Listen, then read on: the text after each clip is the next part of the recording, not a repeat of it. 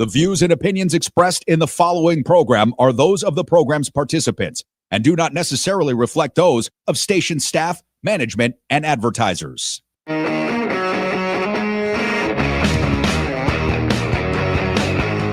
What's going on, everybody? A very happy Wednesday, a very sunny Wednesday in Las Vegas. Thank you so much for being here. Of course, we're in the YouTube Super Chat. We're on X, on the Facebook fan page, pushing the limits. I think we just passed like 113,000 subscribers. Going strong. It is my job, and I wear it as a badge of honor, to piss off all the MAGA people all over the planet. I want to be the most hated MAGA attacker. I want to be MAGA repellent. So I just want everybody to know I have embraced the hate. Not to say that most of the people that are watching this show hate me. I would hope that's not the case. I don't think that's the case. But I love it when I go on social media and I see all the hate towards me. I appreciate the engagement, and I wear it as a badge of honor, PTL family. That I do. Welcome to the show. A lot to get to, a lot to talk about today. Tulsi Gabbard testifying in D.C. We are going to go over that. And yes, Markwayne Mullin, the absolute imbecile plumber who is now nothing against plumbers, but other than any other life experience, his father gave him plumbing business. He has no other life experience of doing anything other than saying stupid things on CNN and Fox News. So we're going to be getting into it all today. We're going to be taking your phone calls. We're going to be reading the YouTube Super Chats. It is Wednesday. And of course, that means my co-host joining me in studio today, Leonard Cardinale, the long time, I should say, 25-year lieutenant out of North Las Vegas. Leonard, it's good to see you. How are you? Good, Brian. Thanks for having me today. And looks like it's going to be another fun day because there's a lot going on. Oh, yeah. There's definitely a lot to talk about. Oh, yeah. By the way, programming note, actor, comedian John Fogelsang will be joining us on the show tomorrow. You see him on these CNN panels. He is another one of those people that I would call a MAGA destroyer. And he's going to be joining us on the program tomorrow. But yes, we do have a lot to get to. As I mentioned, Markwayne Mullin is testified in D.C. today. That was embarrassing. Tulsi Gabbard also testifying in D.C. today. So we're going to get to all that stuff. But I want to start with my favorite gal. Yes, that's right. Of course, I'm talking about the press secretary, Karoline Leavitt. Oh, yes. God. Yes, that's right. She was speaking today about Joe Kent, trying to spin. She was talking about the plan. Rest assured, the plan's going to be great with Iran. The plan's going to be fine. I mean, defending the indefensible. So I want to start by playing you this clip. A question that's being asked is, wait a second, if the president of the United States thought that Joe Kent was weak on security, then why would you put him as the counterterrorism expert in your cabinet? Have a listen to this exchange. It's crazy. Sorry, the president said yesterday that he always thought Kent was weak on security. Why would he name someone to run the counterterrorism center who he thought was weak on security? Again, I just told you, the president gave Joe Kent a chance. He thought he was a good guy with good military experience. And unfortunately, he proved he was not up for the job. And we don't want somebody leading the counterterrorism task force who cannot agree that the #1 state sponsor of terror in this world did not pose a threat to the United States. That's what another falsehood he said in his letter of resignation, which is just unequivocally false. It's backed by intelligence. It's backed by the fact that Iran was building ballistic missiles at a rapid rate to build a shield of immunity so they could build a nuclear bomb. And it's backed by the fact that the president of the United States made the decision to attack Iran before they could attack American troops and our assets and bases in the region. And that was, of course, a good decision, not just for the United States, but for the rest of the world. It should be commended. It should not be degraded in the form of a resignation letter that's riddled with lies. Thank you. So hold on a second. The resignation letter is riddled with lies. Can you please give me one reason why this guy Kent would lie and resign? Can anybody give me? She said he did not say there was no threat. That's not what he said. He said there was no immediate threat. Imminent, yeah, is the word. Imminent. I'm sorry, imminent threat. So on one hand, Donald Trump says Joe Kent was weak on security, but Leavitt's reasoning behind it is he's a special needs person and we wanted to give him a chance. We're talking about our nation's security. We're talking about the counterterrorism expert in your administration. You're claiming you knew he was weak on security? No, that's not what the truth is. The truth is, listen, Joe Kent is a clown. I'm not going to sit here and defend him. He's anti-Semitic, he's a clown, and he's a conspiracy theorist. And Trump talked him up. Okay. Trump had nothing but good stuff to say about him when they were trying to confirm him. Exactly. He gave a whole speech on what a great guy he was. Exactly. That's my point. And Caroline Leavitt was then pressed a little bit more on it. Mm-hmm. And apparently the White House was warned before Donald Trump put him in this position. The White House was warned that Joe Kent had a history of conspiracy theories and also ties to white nationalists. And listen to what Caroline Leavitt had to say about that. Caroline, a couple of questions on Joe Kent. The White House was warned last year when the president nominated Kent that he had a history of embracing conspiracy theories, that he had some ties to white nationalists. Given that, why did the president nominate him to the position in the first place? The president spoke on this a little bit yesterday in the Oval Office. He said he always thought Joe Kent was a good guy. Obviously has a commendable military record and experience. However, he was not someone who was involved in the presidential daily brief, part of the president's intelligence briefings over the last several months. Have not seen him here at the White House for quite some time. And the president feels it's deeply disappointing that after the president gave him an opportunity in this administration to serve the American people, that he would resign it with a letter filled with falsehoods, accusing the president of the United States by being controlled by a foreign country. That's both insulting and laughable all at the same time. The president is the leader of the most powerful country and military in the world. Nobody tells him what to do. He makes decisions based on what's in the best interest of this country. So I want to go over just a little bit of what she just said there, and it's really incredible to me. So the president always thought Joe Kent was a good guy. Okay. Here's a guy who has white supremacy history. By the way, so does Pete Hegseth. Here's a guy who is known to be a conspiracy theorist. Donald Trump knew about that. And now all of a sudden, when the guy, maybe for the first time in his life, I'm talking about Joe Kent now, tells the truth and resigns because he says that Iran was not an imminent threat to the United States of America, which, by the way, they weren't. I believe he was telling the truth. And he had some moment of moral clarity. Don't ask me why. Now, all of a sudden, he's weak on security. And he brought his wife into it, which they didn't mention. A big piece for Joe Kent was that his wife was killed and she was in the military. Right. And his position was, let's not lose more Americans over nothing, over something that's not going to help the American people. And the proof is there's no help for the American people. It's made life worse.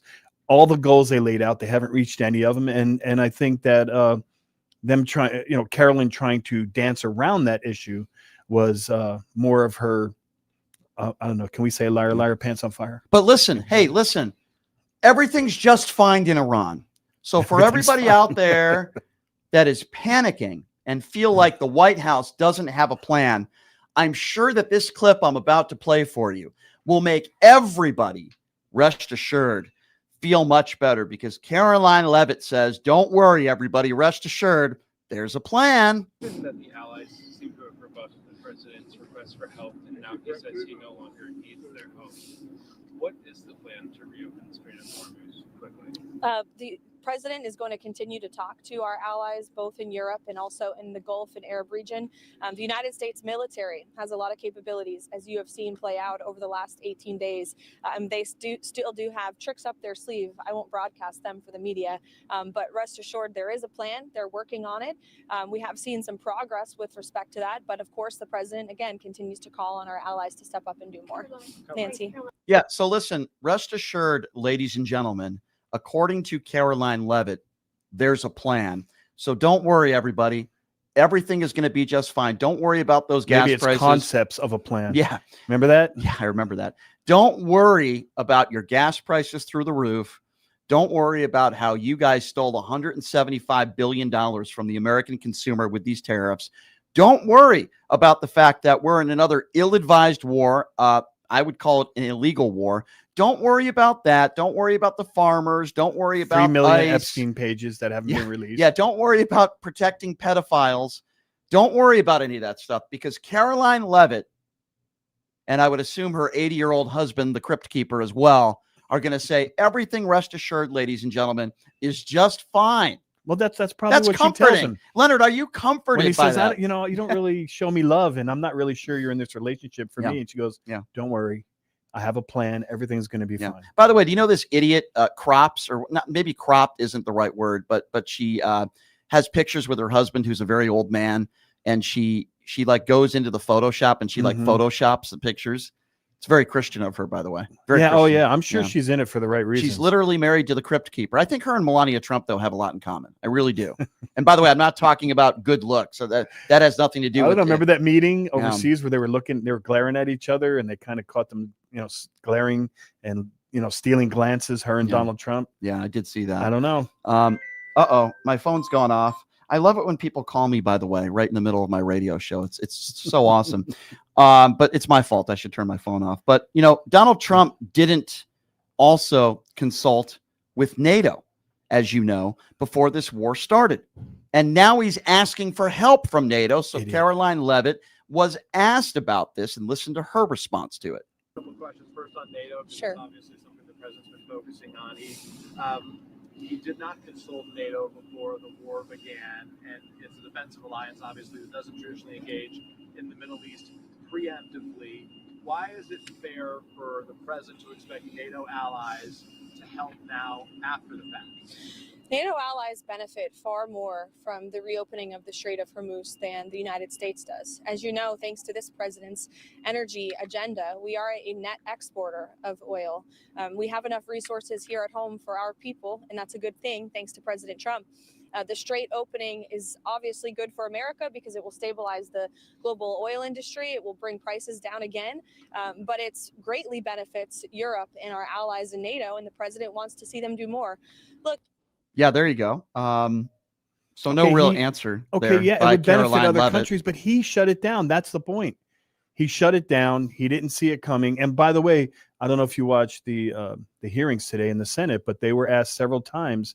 Kelsey Gabbard was asked several times, did the president know? Did your intelligence tell him that the Strait of Hormuz was a problem? Yes or no? She wouldn't answer it because he said in public that he didn't think of it and he wasn't aware of it. But they say they briefed him. So which one is it? Yeah. And you have Caroline Leavitt earlier today making excuses for Joe Kent, and she is basically, I guess you could say the guy never had credibility to begin with anyway.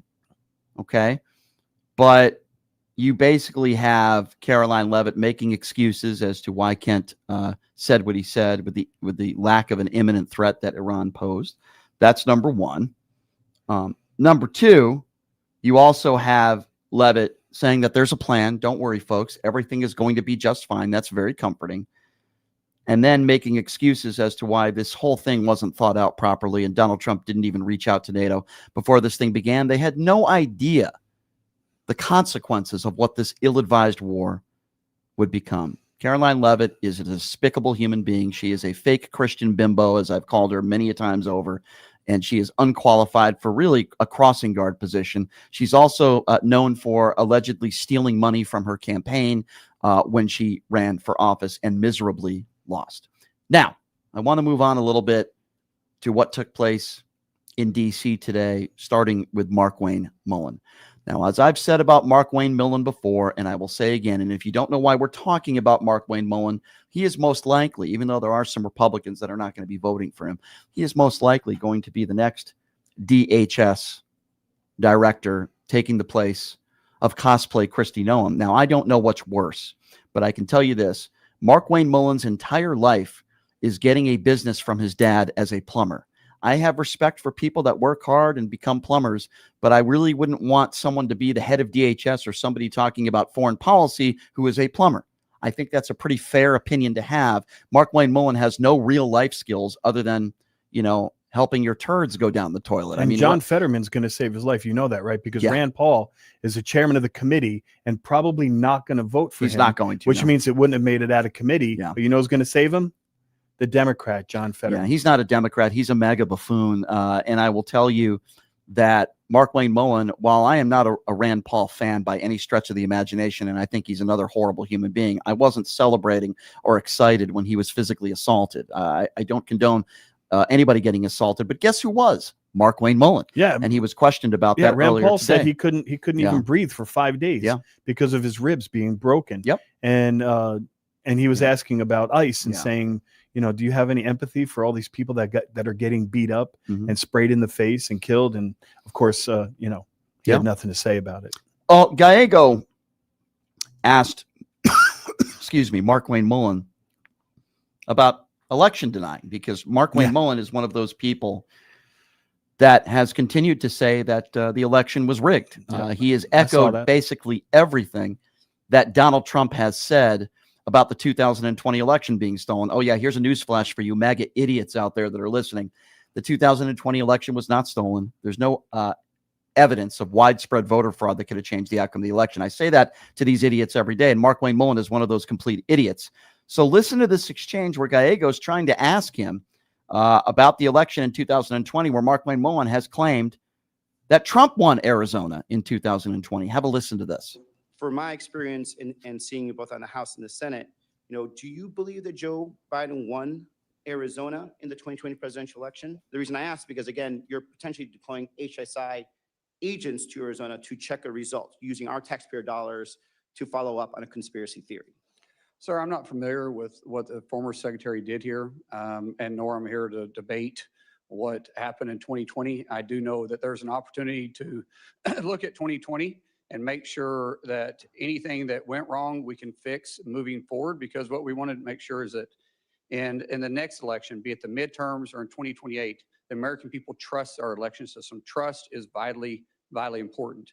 I want to always look at past mistakes and past successes, because I've addressed this multiple times, and I know everybody's busy here, and I know you didn't get to hear me earlier, but Senator, I think we can always do better, and I want to do that. Just like you and I, you know, we've worked on immigration issues before, but because we both know we can do it better. But you're talking about perspective. I'm talking about going back, and the fact that we're using Homeland Security funds, investigators that should be using their time and value more to check onto something that, by the way, had multiple independent audits, even one run by the Senate Republican and Senate State House representatives that passed accuracy tests, hand counts, 14 court cases that were confirmed that Biden won in my state.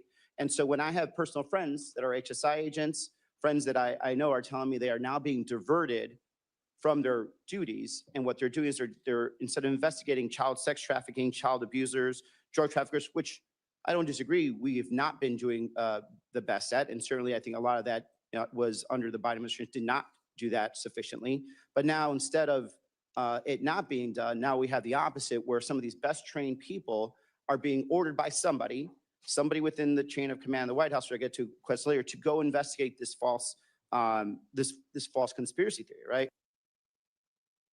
So it's very important to note what Gallego is saying.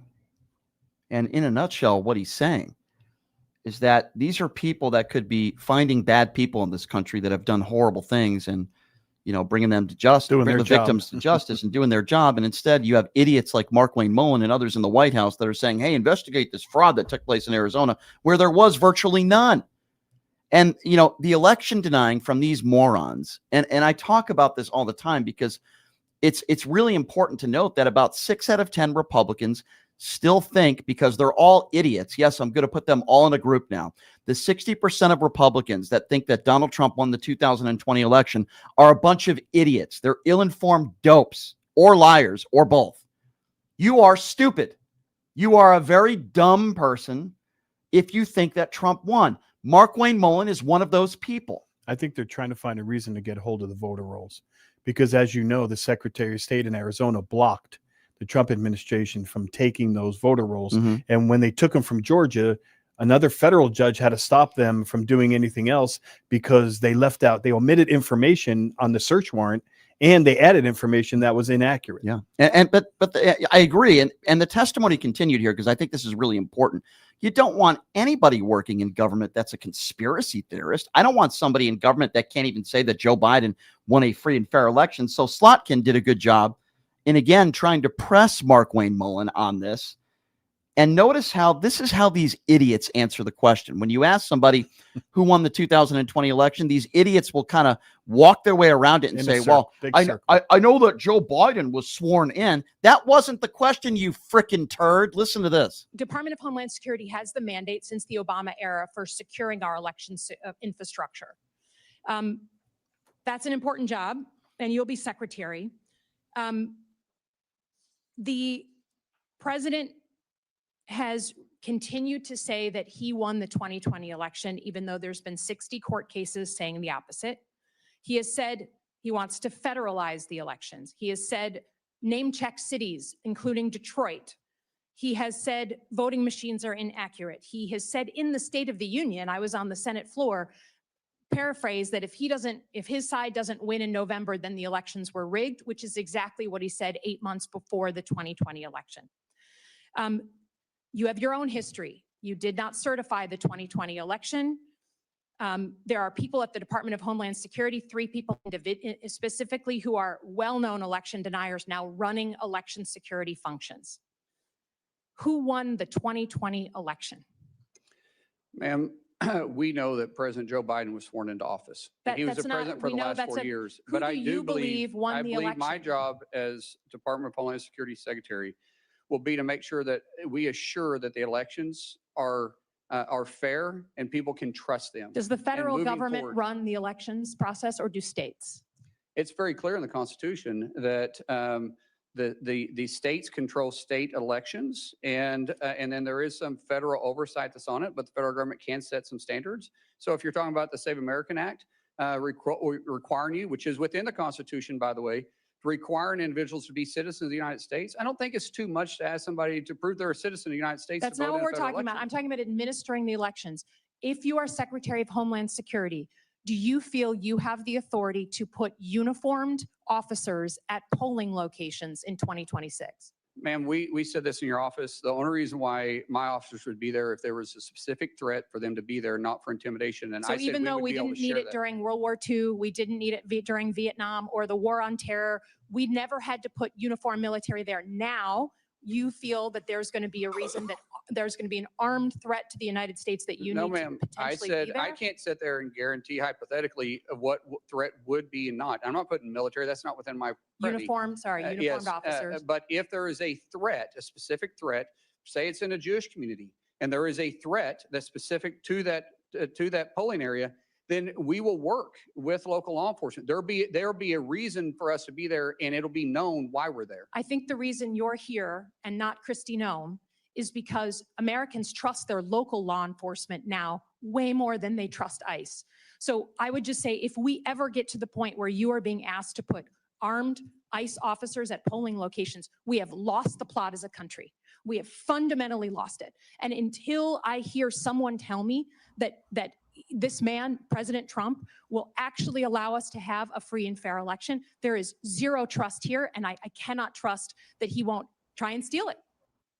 So a lot of things. Good job by Slotkin there. A couple things that I want to mention. Number one, Markwayne Mullin, who is probably going to be the new director of DHS, will not answer if Joe Biden won a free and fair election. Our CIA, our FBI, every single agency, and even Republican investigations into, like we talked about, Arizona, have all found that there was no evidence of widespread voter fraud that could have changed the outcome of the 2020 election. But this moron, the plumber, Markwayne, cannot tell the truth.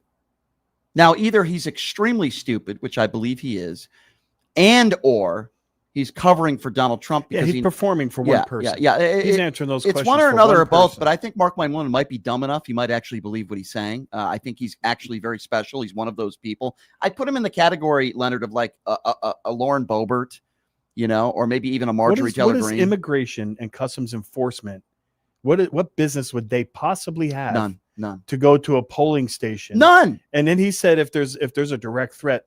Okay, still. Leonard, it's intimidation. Same question. It's intimidation. That's all it is. And the only reason why we're talking about election integrity to begin with the last 8 years is because of Donald Trump, because he was not able to admit that he lost. That's the only reason. He started talking about it before the election in 2016 because he didn't think he was going to win then. So he was preparing to say they stole it then. I was This- in charge that's of It's the only reason why we're talking about this stuff. It's all because of Donald Trump and his lies. He couldn't admit he lost. It's the only reason. Yeah. Back in the day, I was in charge of some of these protests and these rallies and things like that. And so what you do is you just post up some officers in uniform who are polite to talk to the crowd. And if it's a bigger escalation, then you might add the SWAT team not visible. You might add more resources and call another agency. If it gets really bad, you call the FBI, you call law enforcement. Why would someone who enforces immigration laws, why would they be at a polling site for any reason? Yeah, that's again. Yeah, I agree. It's intimidation. What's the danger? Yeah, it's intimidation, and the fact that Markwayne Mullin can't even answer with a straight face who won the 2020 election is all you need to know about. He's this a Trump buffoon. mushroom gobbler. Now Come he on, let's also face it. he was asked about FEMA, and he also accused Kristi Noem of micromanaging FEMA. This is an interesting moment from earlier today. Have a watch of this. What we saw before, for instance, Secretary Noem had this policy that required her approval for anything that was going out the door, grants, funding, when it over $100,000. And I'll be honest with you, it was disastrous. It held up so much of the funding to FEMA and other parts of DHS. Senator Peters and I did a review of this. Over 1,000 FEMA contracts, grants, and disaster assistance awards were delayed. So I wanted to ask you if you can commit to revoking this $100,000 policy by Secretary Noem. Sir, we talked in your office about that, and absolutely. That's called micromanaging, and I don't know if Secretary put that in or someone else did. I'm not a micromanager. We put people in, we empower them to make decisions. What is required to come to my level, we'll make decisions. We will have a very clear line of communication with every one of our agency's heads on their authority that is given to you that you gave to them within their parameters, and we'll discuss. But we're also going to be very responsible for the taxpayer dollars. But it's unrealistic It's just about to some it's degree. just adding so much red tape, though. I mean, they Yes, really I agree. delayed, especially when it came to disaster response I agree. and the Texas floods. So micromanaging, not to be confused with what Megyn Kelly called Mark Levin micro penis. So I don't want to. Although Hey, listen, you can't say that. yeah. Are you a liberal? You can't say that. I better call my orange turd friend Donald We're Trump. taking calls right after the commercial. I need to call my friend Donald Trump to defend me because Donnie, will you help me? Because Megan said I have a small penis. And my wife, he did call. my He wife did. definitely would agree with that. Oh God, that guy's insufferable. But anyway, so Markwayne Mullin didn't have a great time earlier today, and this was the point that I think is really important. And I think the Democrats did a pretty good job, but this was the point where they're obviously talking about Alex Preddy. Now, Markwayne Mullin was one of those people that took the side of Kristi Noem, saying that the Renee Good shooting was justified and Alex Preddy shooting was justified because Markwayne Mullin is just like Kristi Noem. And only he jumped he's a out dude. and had bad things to say before anybody even did the investigation. He was one of those people. So Blumenthal out of Connecticut, where I'm from, questioned Stephen Miller, or questioned the remarks of Markwayne Mullin and the statements that Stephen Miller made. Listen to this exchange. Ask you about a statement that was made regarding the Preddy killing by Steve Miller in the White House. He said, quote, that Preddy was a domestic terrorist who, quote, tried to assassinate federal law enforcement. Don't you think it was irresponsible and reckless for Stephen Miller to post that claim on X without any evidence, just as you have retracted your statement? Senator, I believe that question is better asked to Stephen Miller, not myself. I can't speak for him. Well, Stephen Miller also said, again on Fox News, quote, under President Trump's leadership, we are looking to set a goal of a minimum of 3,000 arrests for ICE every day. If you're confirmed, are you going to be directing ICE to arrest 3,000 people a day? Sir, once again, can't speak for for Stephen Miller, but I can say the president has tapped me to be the Secretary of Homeland, and I will lead that department, and I'll lead it. So will you continue that arrest quota of 3,000 people a day? No quota has been set for me, sir. Well, in effect, it's a quota if the White House directs the DHS secretary. The president of the United States sets the policies, and I'll be working with the president. If you have a question for Stephen Miller, please well, I ask really him. regret that you are going to stick to those same policies and practices and condone the statements of the White House that are so demeaning to someone who was a victim of lawlessness and recklessness by an ICE officer. Senator, I didn't say that. Well, let me you're ask you putting words in my then. mouth.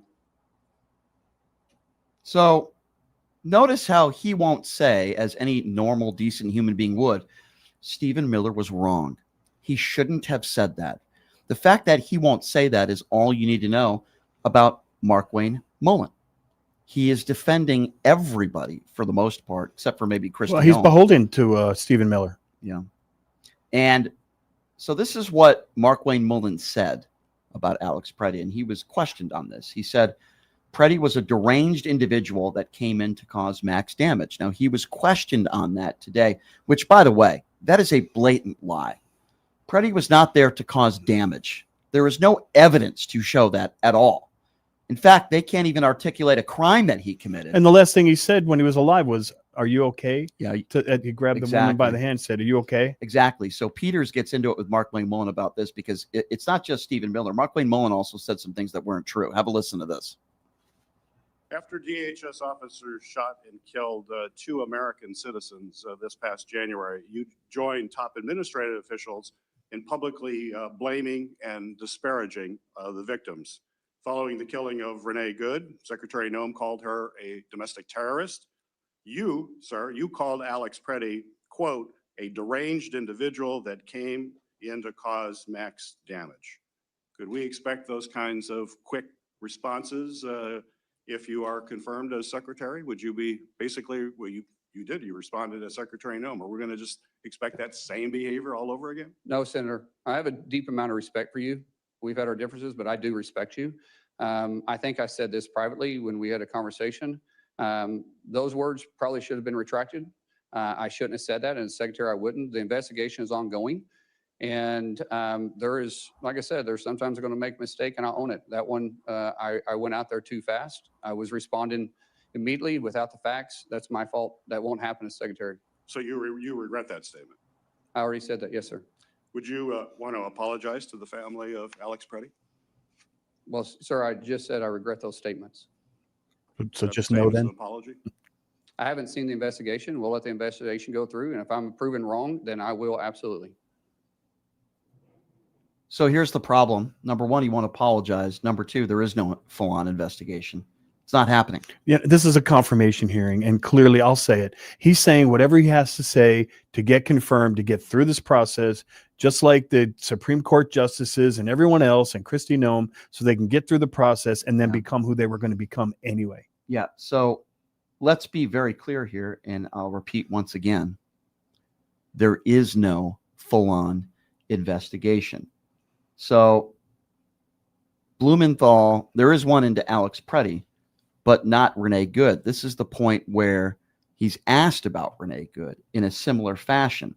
And I want you to listen to this exchange that while there is an investigation into Alex Preddy, to my knowledge, there is no investigation ongoing into Renee Good. Let me just add, part of the investigation is not civil rights violations. And that's the key. Because once you get to civil rights violations, that's when they can sue them. That's when they can get their money. That's when the families can get some kind of retribution for having their family member killed. So Markwayne Mullin is asked by Blumenthal about the statements that were made about Renee Good. And this is Markwayne Mullin, who is going to be the leader of DHS, who is not even aware that there is no investigation ongoing right now into Renee Good, which is unbelievable. Watch this.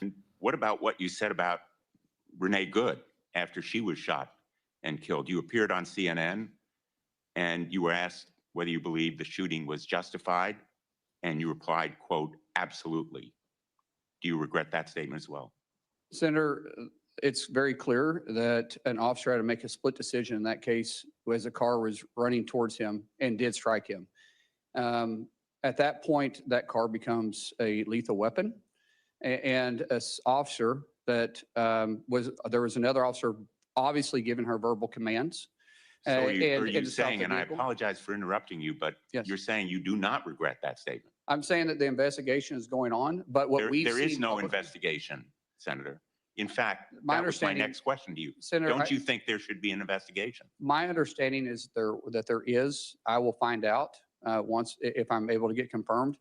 But those are two different incidences. The Department of Homeland Security and the Trump administration has blocked state and local investigation of the killing of Renee Good. And I hope that you will permit that investigation to go forward. Senator, state and local investigation doesn't investigate federal. FBI does that through DOJ. And I believe the FBI is looking at this case. And I do want to.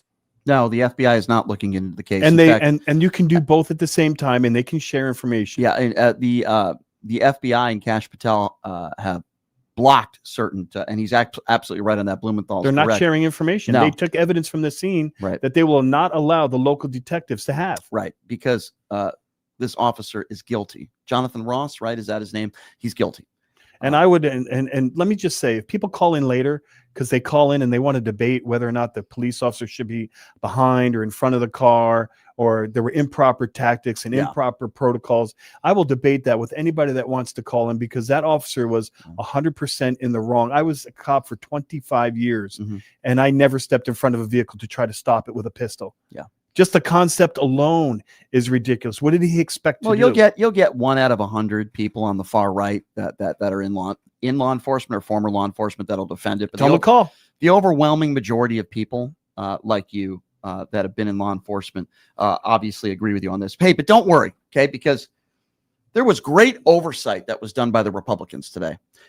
They did such a wonderful job in questioning Markwayne Mullin, just like the Democrats, because that's really what this hearing is all about. It's an oversight to make sure that this guy is qualified and ready to be leading DHS, which clearly he's not.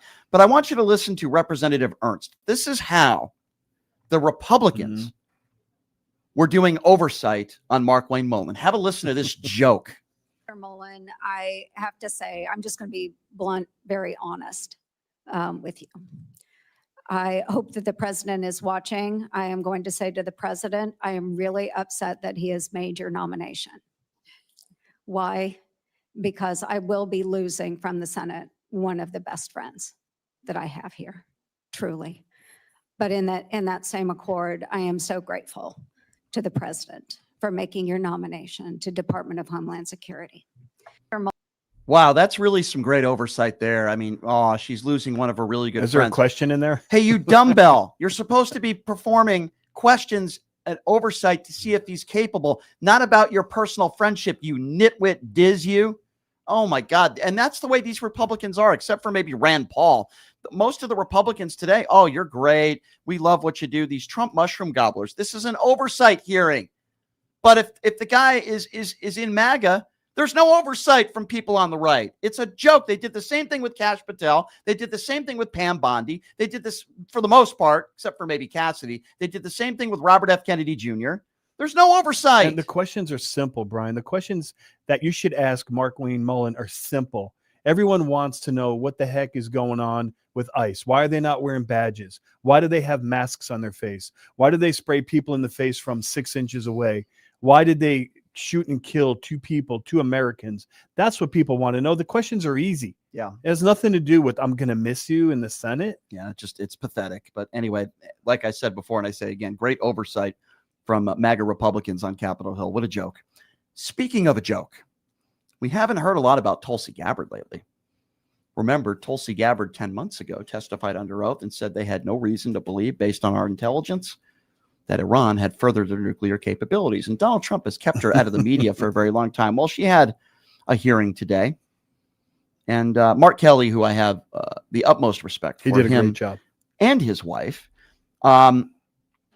is questioning Gabbard here. Now, this is really important because the argument that I've made, one of many arguments of why I think this is an ill-advised and illegal war, for starters, it's helping our enemies. What do I mean by that? Well, I've said this before, and we had Lev Parnas on the show, who was absolutely right, because he's the first person that brought this up to me last week. I love Lev. I think he's great. That Vladimir Putin played a role in this, and that he's a beneficiary of this financially because of oil prices, because of oil. So they removed the sanctions. Exactly. So Kelly, who I think one day could be a phenomenal president, we can talk about that later, asked Tulsi Gabbard this question about Russia gaining billions of dollars. Have a listen to this. So that brings us to the war with Iran. So this has created one of the largest ever supply shocks to the global oil supply, which has sent gas prices skyrocketing for Americans. But not everybody is losing. Directors Gabbard and Ratcliffe, is it accurate that Russia has gained billions of dollars in additional oil revenue due to price spikes as a result of the war and loosened sanctions? Director Gabbard. That is what has been reported. I defer to the Director of Secretary of Treasury and Energy on that front for details. Director Ratcliffe. Yeah, I'm not an economist, not going to try and do those calculations. But as I talked about earlier, sometimes there are decisions made that will benefit adversaries at the same time policymakers think that it will benefit the American people. It's clear, I think we'd all agree that sanctions were loosened, and that means more money into the coffers of Vladimir Putin. You don't have to be an economist to understand that this is benefiting Vladimir Putin. And that wasn't the question. Right. You also don't have to be an economist to understand. It's not just what's been reported, as Tulsi Gabbard is trying to claim that, well, this was just a news organization that reported this. I don't know whether it's true or not. No, it's everywhere because it's true. Vladimir Putin has gained billions of dollars for him and his regime due to price strikes, due to the war in Iran. Yeah, Trump is a Vladimir Putin sycophant. And that's the number one reason. And number two reason was he thought it was going to help the stock market. I'm convinced that Trump allowed Russia to sell billions of dollars worth of oil behind the scenes to other countries because he was trying to get the and it did to a certain extent, it did work. Mm-hmm. And by the way, Vladimir Putin is not the only world leader. I shouldn't call him a world leader, but evil dictator in Russia that's benefiting off of this. China is as well. So Kelly also pushes Gabbard on China and how they are benefiting from this war as well. Have a listen to this. Okay. And is it accurate that China is continuing to receive preferential oil flows from Iran despite the conflict as Iran allows its own tankers to transit the strait? Director Gabbard? I'm going to go back and forth between the two of you. There has been some reporting of China, India, and other countries being able to move their tankers through the strait. However, it is unclear the volume or the measure of that. Okay, so it sounds like it's accurate. Thank you. I'm going to move on. Director. Yeah, it sounds like it's accurate because there were two tankers from India, and both filled up to the brim and then went back and were untouched. Tulsi Gabbard, it's been reported but she's the head of intelligence. Been the reporting. Brian, how is she? Tulsi. I mean, it's just. Oh my God. She's the head of intelligence. Why would she rely on a news report anyway? Yeah. Why would she not rely on pure intelligence? I'm sorry, Tulsi. It's been reported that Donald Trump is in the Epstein files thousands of times. I guess that's the reporting. I guess that's the reporting. Isn't it true that we were responsible for these school children that lost their lives in Iran? Well, that's the. I got a question. That's for you, Tulsi. the reporting. Tulsi, did you tell Donald Trump that regime change was not possible before he attacked Iran? Yeah. Well, I'm not going to talk to you about personal information that I spoke to the president about. I'm not going to talk and discuss that with you. I guess they all learned that from Kristi Noem. She lost her job for doing that. Now, this is the point today where we're at as a country. We remember when Donald Trump for over a year defied a subpoena. Do you remember that?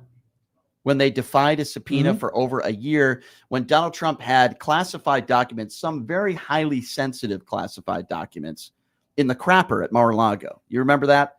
I do. I think we're finally starting to figure out why he actually did that. And I'm going to prove it to you now because Kelly just found something that the Trump regime is trying to profit off of, which is our private national security. I'm not making this up. This is mesmerizing. Have a listen to this. And I just want to point out something that was released about 6 days ago. This is a fundraising email from the president of the United States. And in this email here, where there's multiple links to donate money, it says as a national security briefing member, you'll receive my private national security briefings. Director Gabbard or Director Radcliffe, do you think the public should be able to, supporters of the president should be able to pay and receive his private national security briefings? I assume these are briefings, Director Radcliffe, that you provide to the president that is now going to be provided to somebody who makes a regardless donation. of what that I don't know what that document is, but regardless of what it says, it didn't happen. Oh, no, this is new. But what I'm telling you is that the Hatch Act would prevent me from an apolitical role from engaging in that. I'm not aware that anything like that happened. Yeah, this says unfiltered updates. So, Director Gabbard, do you have any comment on whether unfiltered updates of private national security briefings should be made to individuals that donate to the president? I'm not familiar with that document, and It's been made very public 6 days ago. We'll get you a copy here because I agree with you, Director Ratcliffe, that the Hatch Act should prohibit this type of conduct. Thank you. So, of course, Tulsi, I don't know anything about that document. Well, it's all over the place. This is that selective MAGA ignorance that the caller was talking about a few days ago. I don't know where anything about that. Yeah, all of a sudden they're uninformed, and all of a clear. sudden they don't know. Let's be very clear on this, because this is unprecedented territory. Basically, everything in the Trump administration is unprecedented territory. He's trying to make money off Americans, off of providing them classified, some I would imagine would be classified document, private national security briefings is what was said. And he's trying to make money off of that. Now I think we're finally starting to learn why he defied a subpoena for over a year. Private national security briefings. That's what he said. Yeah. That's what it said. Yes. Unfiltered, unfiltered information. So why is it then? And he's selling it. Why is it then that he took all that information, or his cronies did, and brought it to Mar-a-Lago and then defied a subpoena for a year? You see, when Joe Biden was caught with some classified documents that apparently he was unaware of in his garage, he immediately called his attorney, and his attorney immediately worked with the FBI and handed it over. Why is it that Donald Trump for a year didn't do that when he knew it was there? I'll tell you why. I think we're onto something. For the same reason why Kelly was talking about the fact that he was trying to charge people. Yes, I think there was some monetary value. He knew there was some monetary value there. Yeah, I think that's exactly Grifting why. at the highest levels. Yep, it's exactly why he defied the subpoena. Selling private Yep. U.S. information. But Tulsi Gabbard can come in there and not answer questions and say, well, I'm not allowed to talk about that. Can I'll you wait for a imagine if private Barack briefing. Obama or Joe Biden, Anybody. I say that a lot, but can you imagine if a Democrat, a former president, was attempting to sell private national security information? And by the way, he's not doing this privately. He's doing it publicly. He put this out 6 days ago. But MAGA Republicans won't even be mentioning this. I guarantee you won't hear this story on Fox News, OAN, or Newsmax, because they're a bunch of clown cowards with no credibility. That's why they won't talk about this story. But they'll talk about Hunter Biden's laptop. They'll talk about the fact how Hunter Biden, who never worked in the Biden administration, was selling paintings, or Burisma. But they're not going to talk about the their whataboutism. their I own know. president of the United States, who is attempting to apparently sell private national security information to some of his sicko fans. And it's sick. And Trump is making an attempt to try and shut down all media. And he has Basent, I think it's Basent, threatening companies, saying if they continue to talk about the war, that's third world stuff. That's dictator stuff. That's Let me not tell you something America now. at all. Let me tell you something. The same people that are going to try to pay to receive some of this national security information are the same people that buy the Trump Bibles. They're the same people that buy the trading cards. They're the same people that buy the gold sneakers. They're the same people that are cultists. And guess what? A lot of these people are very ill-informed people that, you couldn't even give them any information, let alone private information like this. This is very dangerous, whether it happens or not. This is very dangerous. Well, it's The illegal. president even- Viewpoint Yeah. discrimination is absolutely a violation of the First Amendment. Absolutely, without a doubt. Yeah, it's sick. You can't take the FCC and have them base a charge on viewpoint discrimination. It's anti-American. So for those of you that are still asked, well, what was Donald Trump's motive when he stole all those documents and brought them to Mar-a-Lago? Well, there you go. I think you got it right here. All right, so here's what we're going to do. We're going to reset things a little bit, and we're going to take some phone calls. We're going to open up the phone lines. So what have we been talking about if you're just joining us? Leonard Cardinale, obviously, joining me in studio. A lot of things happening on Capitol Hill today. I talked about Caroline Leavitt and her little presser earlier today, where they're now trying to go after Joe Kent and saying, you know, weak on security. And then the question is, well, if he was weak on security, why would you put him at the counterterrorism in that? Do you think position? someone will call in and support that? Yeah, I don't know. You know We'll what I'm find saying? out. I wish someone would We'll call in find and out. explain that to me. We'll find out. But those are the, so we talked a little bit about Caroline Leavitt earlier today, but she says, rest assured, the plan in Iran is just fine. So don't worry, folks. So we're talking a little bit about that. Obviously on Capitol Hill, Markwayne Mullin testifying, will not admit that Joe Biden won a free and fair election. This is the guy that's going to be leading the DHS, apparently. This is the guy who seemed like he was joyous when Rand Paul was physically assaulted. This is the same guy who attacked Alex Preddy and Renee Good. This is the same guy who, again, won't admit that Joe Biden won a free and fair election. So he was grilled in D.C. today. It's despicable that this could be the guy. And, of course, we're talking about the testimony in D.C. today with Tulsi Gabbard playing stupid on everything. Oh, that's been the reporting. I don't know anything about that. Number to call if you want to be a part of the program, whether you're a Trump supporter or not, you're welcome to call in. Of course, that number is 702-221-7283. Again, that number, if you want to be a part of the program, 702-221-SAVE, 702-221-7283. We're also going to get to YouTube super chats. I believe we have one, I think. Yeah, well, we'll get to a few coming up in a little bit, but I do want to get to the phone calls first. So we'll get to the YouTube super chat here in just a few, where Leonard will read those off. All right, number to call again if you want to be a part of the program is 702-221-SAVE, and again that number is 702-221-7283. Who do we have first here? Dave is first up on PTL. Hey, Dave, thanks for calling in. What's on your mind? Sure.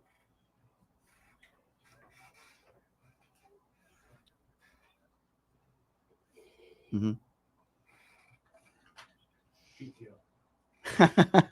There you go, man. There you go.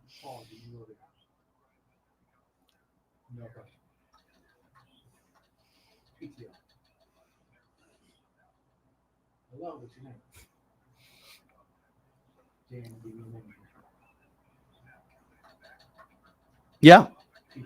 Yep. Yep. Yep. So Joe Kent, Kent is doing Tucker Carlson, and I think he's doing some other right-wing podcasts, although I don't know where Tucker Carlson is right now on that. You know, Dave, if you think back to the Nixon days, a lot of high-ranking military people that turned against them, and that was a big deal because they started to not follow and fall in line with Nixon. And I believe the same thing is going to happen. Once those upper-level military people start turning and giving out the real information, I think Trump's in a lot of trouble.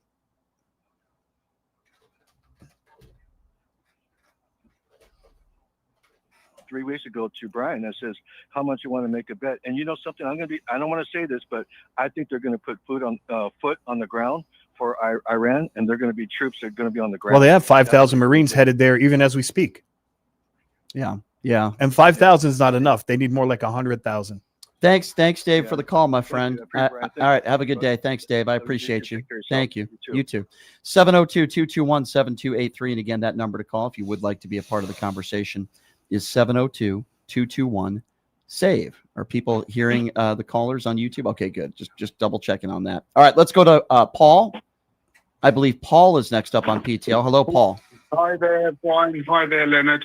Hey, Paul from the UK. So, hi. So this is what I'd like to say.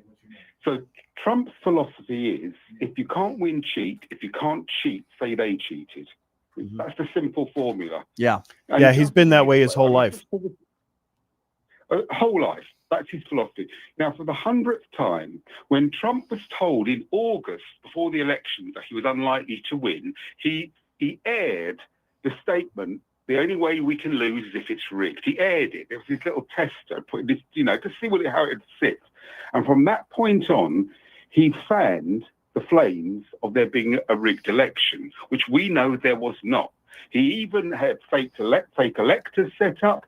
He even incited an insurrection to stop the actual final certification of the election. Yeah. 60 court cases later, not a single one did he win. He won a small modification in one when they allowed election watchers to stand a bit nearer. Hey, Paul, I have a question. He won. What do you think of Trump's attitude towards Keir Starmer, and wanting him to help out more and wanting him to put your military at risk for Trump's mess up? Well, I've not been a Starmer fan, but the first time I didn't vote for him, and I didn't vote for the other side either. But Starmer, for the first time, showed Churchillian fortitude. Yeah, he said he's worried about his own country. So Yes. as much as Trump says this is not Churchill, it exactly is Churchill. And I'll tell you why. Because Churchill would have despised Trump. He would have despised and disdained Trump as a bully and a coward. Yeah. Churchill fought. He actually fought hand-to-hand combat and was captured and tortured. He actually did fight. He would have had such deep contempt for Trump. And so what Starmer did, it was exactly what a majority of English people want to do. Trump went into this war without consulting anybody. Right. Unlike the Iraq War, when George Bush and the UK were hand in hand. If you remember, they went to the UK. The UK was 100% behind going into Iraq. Absolutely. And so were the people. The people They were behind, because as far as we were behind, we saw what happened. We were all disgusted and we thought this was a righteous war. We thought this was a righteous war. This thing in Iran is not a righteous war. It's to support a rogue nation. And I'm Jewish, so I feel acutely upset in what Netanyahu has been doing. Oh, he's just as I'm just as angry as at him for the most part as I am at Donald Trump and the Israel government. Don't even get me started there. It's always good to hear from you, Paul. I really do appreciate you, my friend, and thank you for your phone call. 702-221-7283. Yeah, we love Paul. Again, that number is 702-221-SAVE. Let's go to Jack. I believe Jack is next up on PTL. Hello, Jack. Hello. Hey, Jack. How are you? What's up?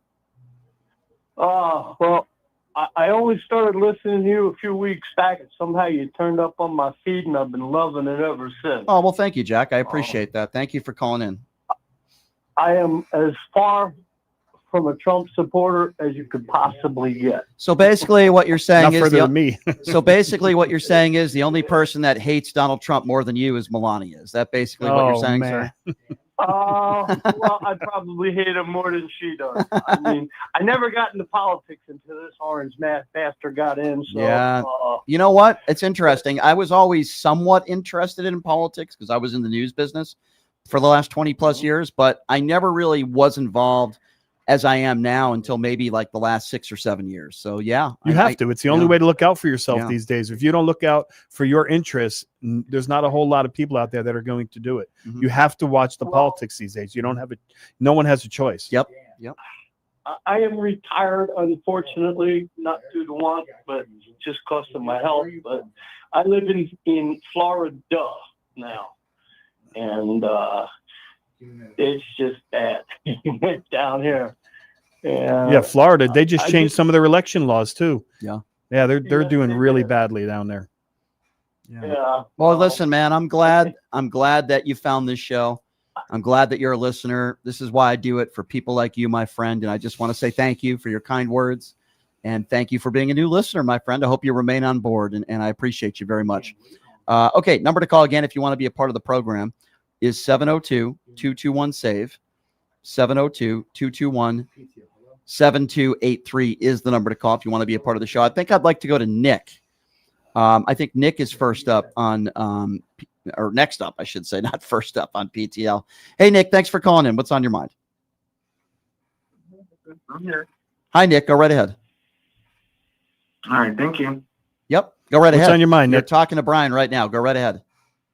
Oh, Brian, yes, sir. I love your show. Thank you, sir. I appreciate it. Thank you. Your show is giving me more light and more just everything, because you actually have enough balls to say what people really don't want to say.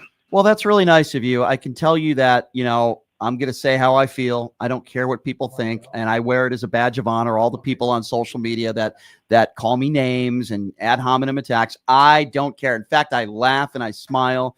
And I had a conversation with somebody earlier today. Actually, I was actually talking to somebody earlier today who works on the Tim Pool show, and we were having a very nice conversation this morning.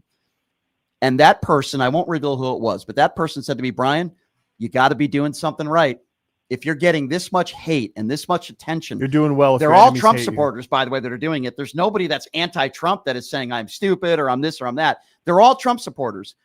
And this person said to me today, like, you are doing something right, because if you weren't getting noticed, you'd be doing something wrong. I don't always agree with Tim Pool, but he has a very professional staff. But you know, the thing that I love about both you guys is the fact that, like I said, you guys say what really needs to be said, because a lot of people are still lost in the sauce. Like, they don't understand that this man is old and delusional. Like, that's it. Yeah. You're an old person. I appreciate that. He drug our sons and daughters into a war that we didn't want. That everybody said, don't do that. There's a reason why we don't go to the Middle East. There's a reason why we don't mess with China. There's a reason why we don't mess with North Korea. Why is it always Republicans? Crazy people. Why is it always Republicans that get us into ill-advised wars? Why are they always the lot of money in warmongers? war. You know what's interesting? These Republicans, they want to take away our Medicaid. They want to take away welfare. They want to take away food stamps. But then all of a sudden, when there's a war to be had, which again is another ill-advised war, we can just print money. Whatever happened to Doge when it comes to ill-advised wars? But they want to take away all of our benefits as Americans. They don't want to help the homeless. They don't want to help the needy. They want to give the biggest tax breaks to the top 1%. But then, no problem. Let's spend $2 billion They spent a day. $11 billion in the first few 6 days. In the first 6 Yep, yep. days. This could be months. They just want to spend the money, and then they act like we're just supposed to just sit back and just take it. Well, guess what? We're not going to. We're not going to. And I'm going to a protest on Saturday here in Vegas. I will be at the No Kings rallies. I hope you will be there too. Our voices need to be heard. It's one of the reasons why, one of the main reasons why I do this show every day, and I give people like you and others a platform. Yes, if you're a MAGA supporter, you're welcome to call in too. But I give people a platform to speak their mind, because we will not be silenced. And I think that's the most important aspect of this show. And I appreciate your call, sir. And please call back war again. has been big money and big investment and big time capitalism for over 100 years, for at least over 100 years in this country. And everybody knows that they're all getting rich. Numchuck, do we have any MAGA people on hold? Do me a favor. Ask if you can in the future, because Ask me if they have an opposing view. As much as it makes me very warm and fuzzy inside, and I'm being honest with you guys, it humbles me when I get these phone calls of people that enjoy the show. And I want you to keep calling it. It is nice on occasion to get some MAGA supporters as well and get some hate. I don't know. What can I tell you? I kind of enjoy it. I'm inviting them to call in with an opposing opinion. Try and prove Brian wrong or me wrong. We went over a myriad of things this morning that are going on, that are top of mind. Call in and give us your position. So the phone lines are full right now, but I just want to quickly say this. I did this debate with Jay Dyer last week. And in that debate, he said that women should not be allowed to work. Basically, they shouldn't be running for politics and they should be at home. He's a misogynist pig. He's an idiot. And his psycho fans were attacking me. Any reasonable person would say that's misogynist. It's wrong. These are the people that I have to debate. Now, I am debating a guy who's like the right-wing version of Dean and Parker. His name is Kai Schwimmer. I did have a nice, pleasant conversation with him on the phone, even though he's a conservative and we'll probably disagree. I do think it'll be a good, respectful debate. At least that's what I'm hoping. I'm flying out to Arizona State. I'm going to be debating some Turning Point people with Destiny out there. I'm flying out Sunday. That's going to be fun. And then I'm going out to San Diego, and I'm going to be going to some No Kings protest out there. I have a very big announcement to make, and I'm not going to make it until Friday. Go. Oh, I'm not going to make it until Friday. Why are you teasing everyone along? Why are you doing that? Some of the people, it might have been leaked already, but I'm going to be debating somebody. You are going to know who this person is, and I'm going to be debating them on a campus in late April, and it is somebody that I am not very fond of, that I dislike very, very much. Another woman hater? Yes. Yes, he's a woman hater. Typical MAGA. I'm not going to say whether it's he or emblematic of MAGAs, but I will say it is a yes. I do believe it is a woman hater. And guess what the topic will be? Feminism. Women. Yeah, feminism. let's Yeah. go. So yes, I have that announcement, and I will be making. I would it love to on debate somebody on feminism. Friday. Oh my God. Yes. All right. The phones are completely full, so the listeners are gonna get angry at me. Let's get back to the phone calls. Let's go to Dan. He's calling out of Illinois. What's up, Dan? Hey, how you doing, Brian? Hey, what's up, Dan? I just wanted to, I love your show, by the way. Thank you. Yeah, I want to discuss the Markwayne Mullin, fiasco. This guy is full of shit. Watch the language. Yeah, watch the language. That's right. Yeah, I got He's you. full of I got crap. He's full of crap. He's full of feces. He's full of Poopies. yes. Just like in Donald Trump's diaper. Yes, go ahead. Yeah. He has no experience, let alone be a senator, but DHS in any sense. So when you hear he's him, worse than Christine Nome. I agree. I think he's worse than her. I agree. Is that what you want to hear? You want to hear like a guy, and all due respect to plumbers. I respect anybody who's a hard worker. I'm not attacking plumbers, but this guy doesn't have any experience on foreign policy or anything. And he's talking about all these different topics that are very important to the American people. What life experience does he have other than the fact that his daddy gave him his plumbing business? The guy has no life experience other than that. I think that's important to note. And I agree with you 100%. I'm a blue collar worker. I'm Right. a 2-time combat veteran, Afghanistan and Iraq. Thank you for your service. You're a hero. Thank you, sir. Right there, you're more qualified than this clown. You're more qualified than this clown. That's for sure. What I'm hoping is he will not hold up FEMA funds for natural disasters like Kristi Noem did, because Kristi Noem held back funds from a number of states, both red and blue. And so they didn't talk about it much, but since he's a farmer, he might be willing to help people out with their natural For disasters. somebody like you that served, what do you make of a guy like Pete Hegseth, by the way? What do you make of him? This is Aaron. You know that pin he wears on his shirt? Yeah.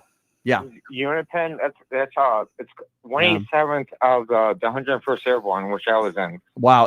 Millions of people have served in this country, right? And this is the guy that you choose to be the Secretary of Defense. What an embarrassment that this administration. Hey, Dan, what do you think of Donald Trump posting pictures and making money off a dignified transfer of American soldiers that were killed? Best thing I've ever seen in my life. Yeah. Does it get any worse than that? Does it get any more grifty and desperate and con man than that? Yes. Yes. It does. I think it. I'm gonna to answer Erica Kirk. I think what she did is just as bad, if not worse. But go ahead, sir. But with him, I knew there is no bottom.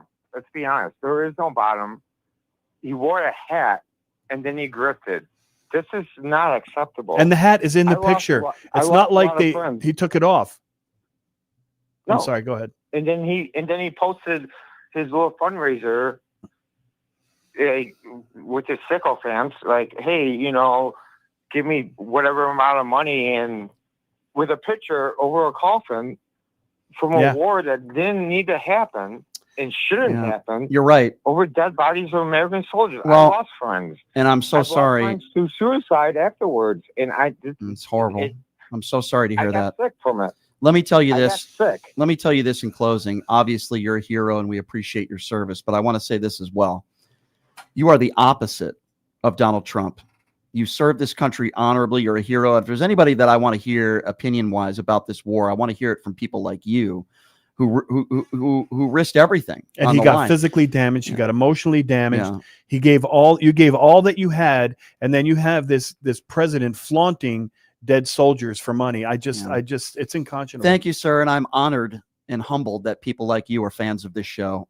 Because of people like you, I'm able to do what I do on the radio every day. I say that about people like Leonard too, who obviously was a cop for a lieutenant for 25 years.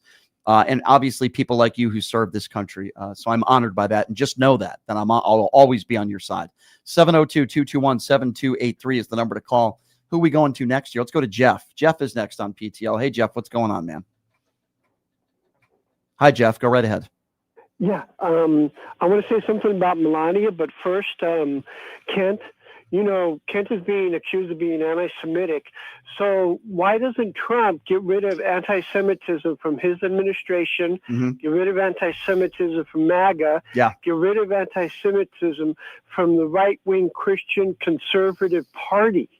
Okay. Yeah. He goes after the universities. He goes after everything that he can, claiming anti-Semitism. Yet he has anti-Semitism in his administration. Well, yeah, but very few admit that they're anti-Semites. I understand what you're saying, But even the white Christian nationalists, they say it, but they kind of dance around it. It's not an open admission. Let's be clear about this guy, Joe Kent. Okay, this guy had white supremacist background with the people he associated himself with, the groups he associated himself with. He made anti-Semitic comments in the past as well, and all Donald Trump did was call him great things, great man, great person, great this, great that. I played the audio yesterday on this show, and now all of a sudden the guy has a moment in his life of moral clarity. I had some security concerns with him, which okay. we all know is then, BS. Yeah, of course. Then why did you put him in that position, you dope? Thank you so much for the call, my friend. Melania? Yeah, go ahead. Go Melania? ahead. Go ahead. Yeah. About Melania, you know, there used to be a guy who would make a recording of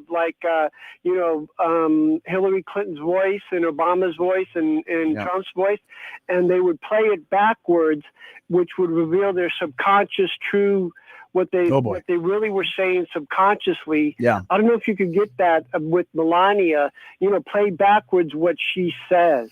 Well, I mean, obviously, reminds me of Led Zeppelin. Obviously, she has zero credibility. We all know that. Buy her book, get her Christmas ornaments, and yeah, I heard her documentary. What a hit show! I mean, what a hit movie. She should get an Oscar for that. All right, thank you for the call, sir. One phone line open, 702-221-7283. Let's go to Herbert Jr. Herbert, what's going on? Hi, Brian. Hey, what's up? I'm a Trump supporter, but I respect Kamala Harris voters. But I wanted to get your thoughts on the Markwayne Mullin. Is he hiding his identity? Confirmation hearing. Okay, yeah, we'll get to the Markwayne Mullin confirmation hearing. Sure, I'm glad you called in, Herbert. Thank you. So before we get to that, though, if you can entertain me for a moment, do you still support Donald Trump? Why, of course. He cares about our country. Why do you think he cares about our country? What has he done that would lead you to believe he cares about our country? Like anything. Name anything. Yeah. He's making millionaires pay their fair share. No, he's not. Okay, so hold on a second. Let's backtrack a little bit. So Herbert, if you are a serious person, which I'm quite not sure you are, but I'm going to try to give you the benefit of the doubt. What did he do for taxes for billionaires? Are you aware what he did for the top 1%, Herbert? He's tariffing all the companies. No, sir. Herbert. He gave the biggest tax breaks to the top 1%. Herbert, I need you to be quiet for a moment if you're going to try to have a serious conversation with me. I'm not sure what your intentions are here, but let's try to have a serious conversation, okay? And if you'd like to use your real voice, you're welcome to do so. And the tariffs were aimed at middle cap companies and low cap companies. They were not aimed at large cap companies. Herbert, he gave the biggest tax breaks. Herbert? No, they weren't. Herbert, he gave the biggest tax break. Leonard, I respect you. Okay, I don't care who you respect. Dan? Okay, so let's try to Is get it Dan the Leonard fan? Let's try to get back to the conversation, Herbert. Are you aware that Trump gave the biggest tax breaks to the top 1%? It's not Clarence, is it? Herbert, are you aware of that? That's a lie. Okay, so Herbert, I can't have a conversation with you, and it's going to be the end of the conversation if you can't spell the word fact. How do you converse with someone who says facts are lies? Herbert. Okay. Hold on. No. Herbert, I don't care about your apologies, and I don't care what you have to say.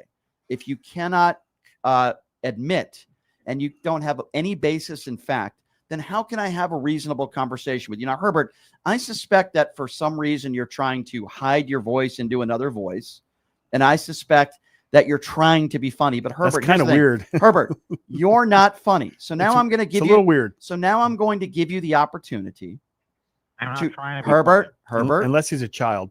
Herbert, I'm going to give you the opportunity to use your normal voice, take your hands off your nose. You're not funny.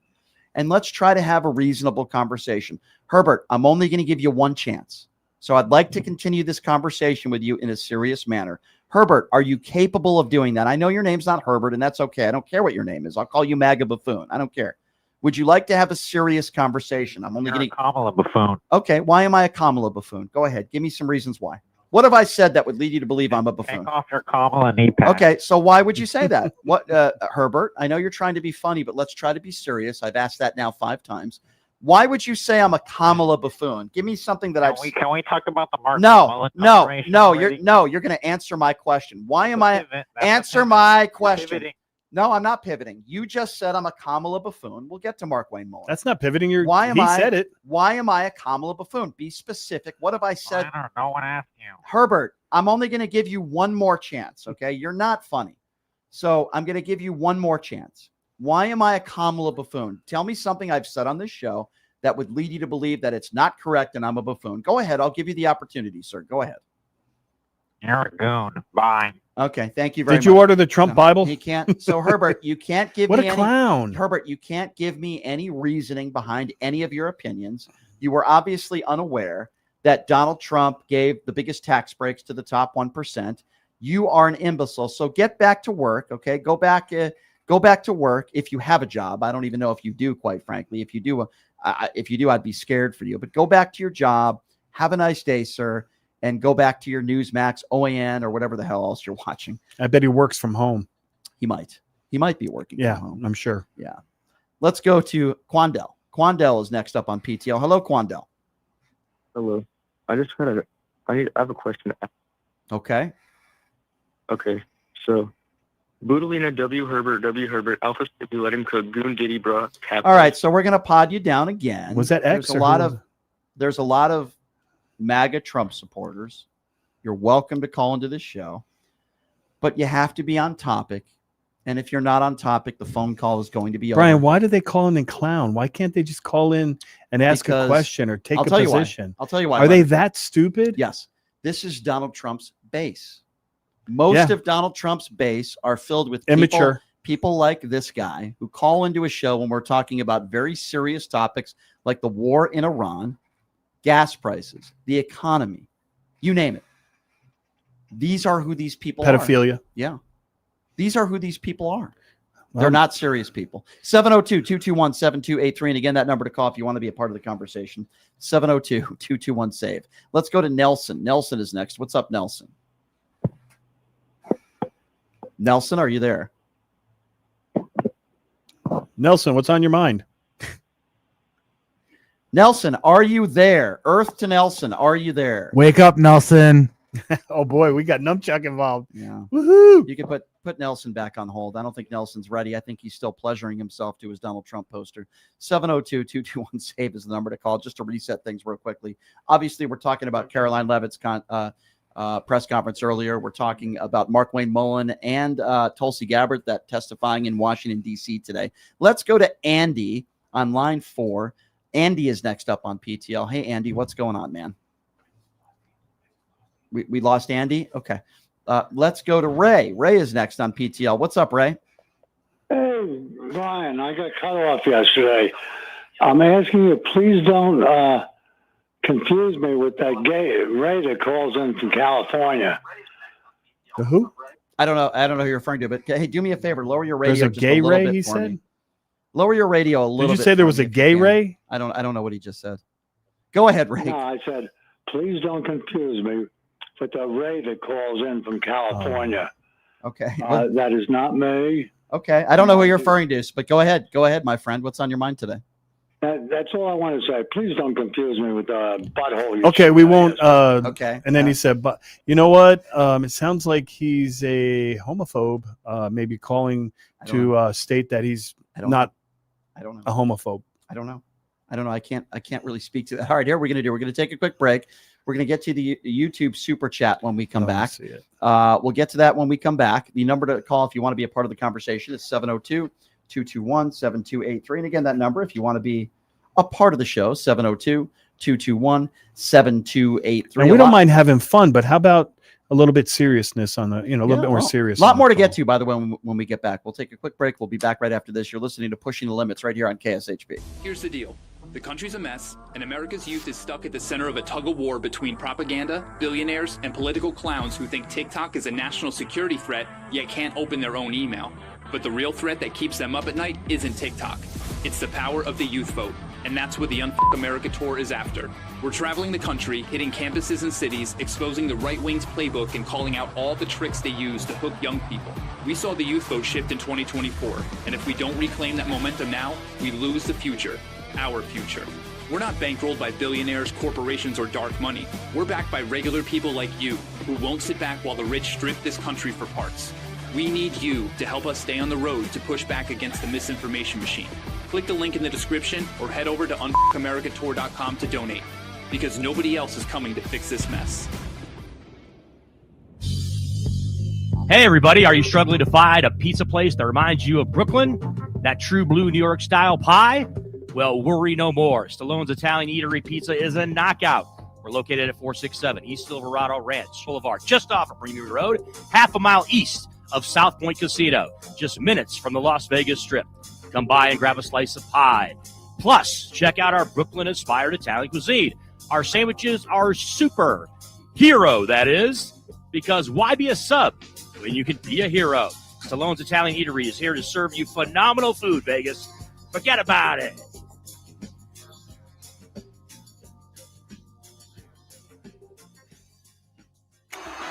Who would have thought there'd be so many kids playing ice hockey in the desert? Jake Helb's Hockey Foundation and the Las Vegas Ice Warriors, founded by Gina Yusufzai 8 years ago, made it possible for families who can't afford the equipment and fees. Donate today at www.hockeyforkids.org and help us continue making a difference. Join us in supporting Jake Helb's Hockey Foundation and the Las Vegas Ice Warriors, where every kid gets a shot at the starting line. Just a reminder, our website is www.hockeyforkids.org. You are way too smart, way too talented, way too good to be where you are. You are meant to be making way more money, feel way hotter in your body, and having way more fun. Hi, I'm Nicole Mitchell, and I'm a life coach. I help you get hotter and richer. If that is what you're looking for, you can find me at NicoleMitchell.com. My name, Nicole, is with a K, NicoleMitchell.com. You can reach out to me on my website or on Instagram, and I will be happy to be in touch and figure out what you're looking for and how I can support you in getting there. Hey everybody, are you struggling to find a pizza place that reminds you of Brooklyn? That true blue New York style pie? Well, worry no more. Stallone's Italian Eatery Pizza is a knockout. We're located at 467 East Silverado Ranch Boulevard, just off of Premier Road, half a mile east of South Point Casino, just minutes from the Las Vegas Strip. Come by and grab a slice of pie. Plus, check out our Brooklyn-inspired Italian cuisine. Our sandwiches are super. Hero, that is. Because why be a sub when you can be a hero? Stallone's Italian Eatery is here to serve you phenomenal food, Vegas. Forget about it.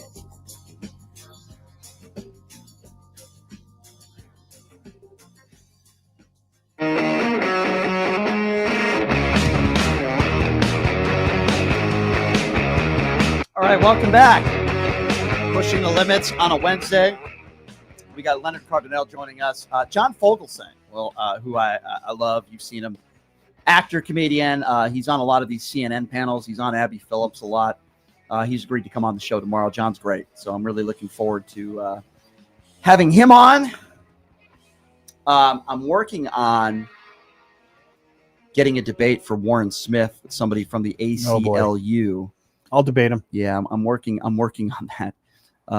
What's the definition of debate, Brian? What's the context of debate? Santana, who not the musician, but you know him as a left-leaning podcaster. He's agreed to do the debate, and he happens to be an African-American, so that might be somebody.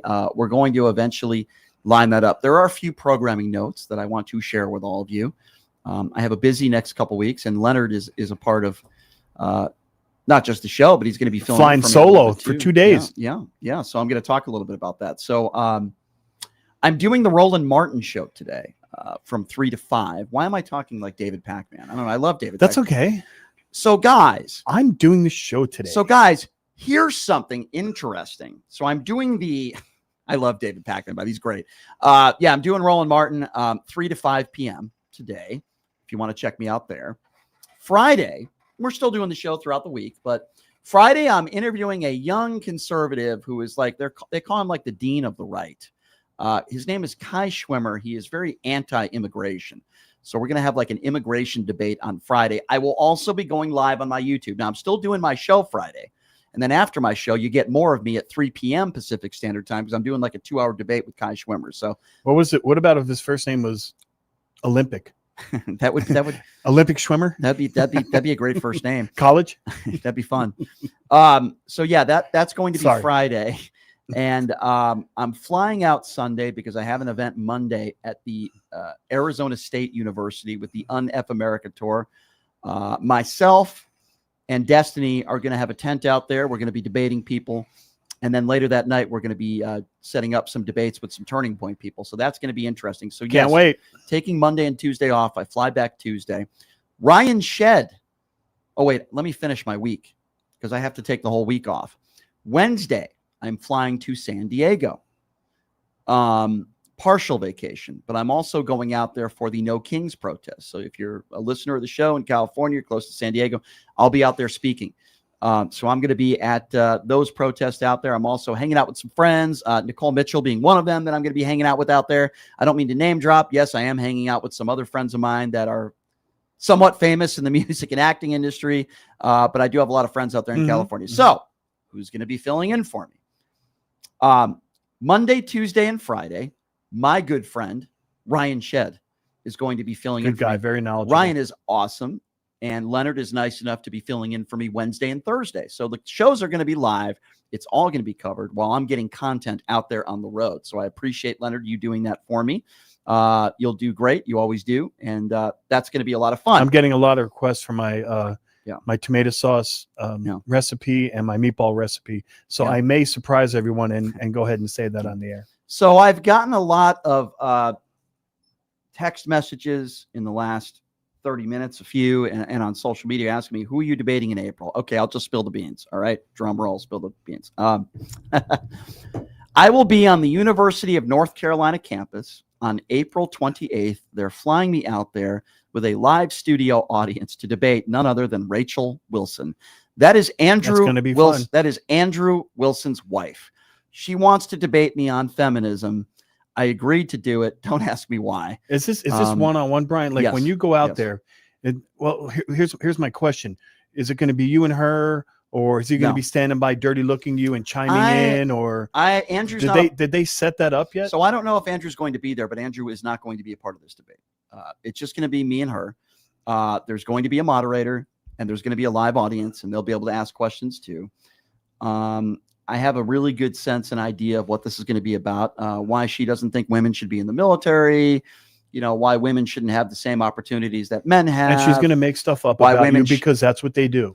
They make stuff up. Why women shouldn't be in politics. So listen, I don't need to prepare for that. Okay. I know exactly. I just did a debate like that last week. So, so that's going to be, I believe, if I'm not mistaken, I'll give more details as they come in. But I believe it's my understanding it's going to start at 8 p.m. on the North Carolina campus in one of their auditoriums. It's going to be a live studio audience.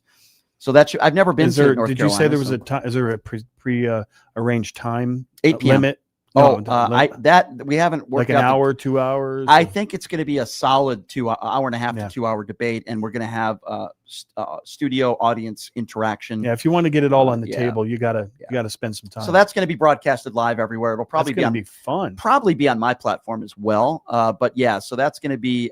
So I'm going all over the place, man. I'm traveling. I'm a tired man. Okay. I'm turning 46 in April. I'm very old. Okay, I'm getting old, Leonard. All right, 46. I'm tired, man. I get tired sometimes. I need my sleep. So yeah, it kind of sucks that I'm taking a flight on Sunday. I'm flying back to Vegas on Tuesday, then flying first thing Wednesday to San Diego, then flying back on Sunday. And yes, I'm doing my show the following Monday. So I'm going to be a little tired, but it's going to be fun. It's fun. It's tiring. It's a lot of work. What? You can sleep when you're dead. That's true. That's true. That's the way I look at it. That's true. Ryan Shedd, great guy. So I'm glad he's filling in and you're filling in for me next week. So that is going to be a lot of fun and I can't wait for it. So yeah, those were kind of the announcements that I wanted to make. Also on our Facebook page, we've passed, I think, like 112 or 113,000 subs. It's pretty awesome. We're going strong on Facebook, so I'm very proud of that. And the YouTube page is doing great as well. I think I saw something crazy. Like we had like 300,000 views yesterday on our YouTube page. Yeah, it's exploding. So it's great. I love the negative attention. I love it. I love, they say if your enemies hate you, you're being successful. Yeah. That's what they say. I wear it as a badge of honor. The people that I care about the most, besides obviously loyal listeners of this show, obviously I value you guys, my family and friends. And if you're a Trump supporter, I don't care what you think about me personally. Why would I care about a complete stranger that supports Donald Trump? if you want to engage on my social media platforms and you want to use ad hominem attacks, if it's at me, But I that's don't what care. he does. If I they're a don't care. Trumper, that's what Trump does.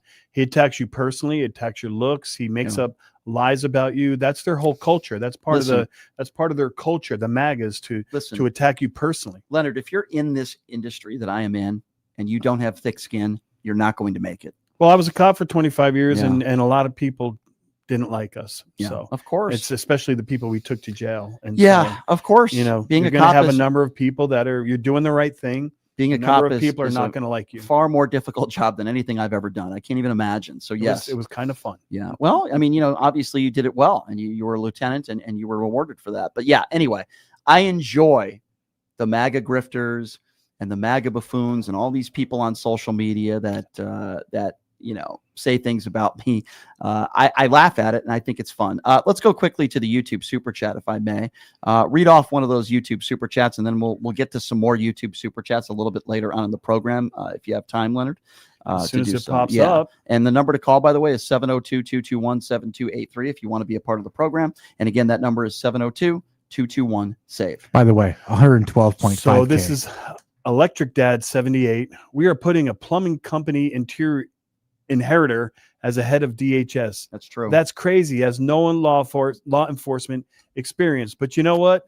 A lot of these, MAGA buffoons think they can do anything because they got Donald Trump behind them, and they're only there for one reason. He's not there to enforce the law. He's not there to set policy. He's not there to manage the people who are out of control and the ICE officers. He's there just to do what Donald Trump tells him to do. That's his only policy, whatever the president tells me to do. That is very true. We'll get to some more YouTube super chats here in a little bit, but I do want to get back to the phone calls at 702-221-7283. And again, that number to call if you want to be a part of the conversation, 702-221-7283. Let's go to Ramona. Ramona's next up on PTL. What's up, Ramona?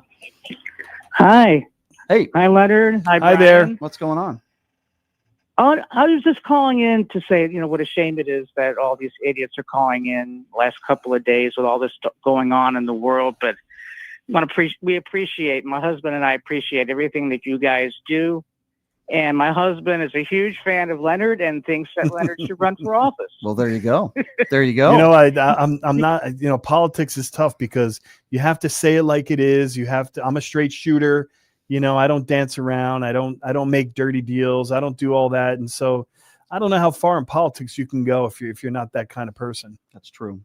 That's also true. Well, hubby says that if Leonard runs for office, we'll move to the state that he runs in. Oh, look at that. I'm up to 153 for governor, just so you know. Good. So I'll consider that 155 as of right now. Well, there you go. Well, Ramona, thank you for your kind words. Thanks, Ramona. I do appreciate you. Thank you very much. You too. Bye. All right. Bye-bye. 702-221-7283. And again, that number to call if you want to be a part of the conversation is 702-221-SAVE. Let's go to Nelson. Nelson is next up on PTL. Hello, Nelson. Yeah, I'm sorry I didn't pick up the phone earlier. My fault. I was doing something. I apologize. That's on me. What's on your mind today? No, I just wanted to wish you good luck on debating Rachel Wilson. Respectfully, I think you're going to get cooked. Yeah, really? Why is that? Yeah, I can't wait Why to is see that, that Nelson? debate. Why is that, Nelson? Why do you think I'm going to get quote unquote cooked? Well, what would lead you to believe that? Make a good point, Nelson. You are debating her. You just said moments ago on feminism, right? If I'm not mistaken. Mm-hmm. So Nelson, do you? Okay, so Nelson, you're about to get cooked. Why do you think women shouldn't serve in the? Nelson, okay, then be quiet. Then be quiet. Let me ask you a question, Nelson. Do you think women should serve in the military?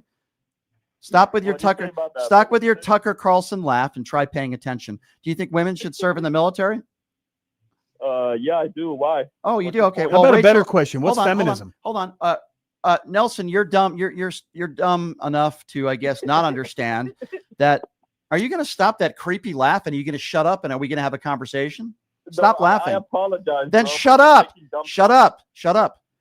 Rachel does not believe that women should serve in the military. So how's she going to cook me on that, Nelson? Well, it depends what kind of branch of the military. Depends what role. Oh, so he's going to now. Okay, It so depends now it on the depends. branch. So Nelson, my argument is very simple. It is, I believe there should be the same physical test and standard for women and men. I disagree.